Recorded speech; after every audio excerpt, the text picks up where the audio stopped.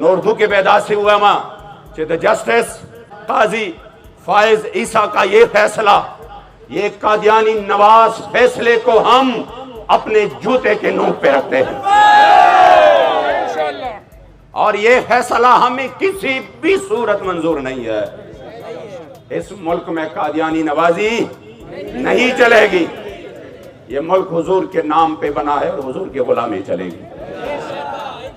اس لیے اگر ادارے امن چاہتے ہیں اس ملک میں تو اس قادیانی نواز فیصلے کو واپس لینا پڑے گا۔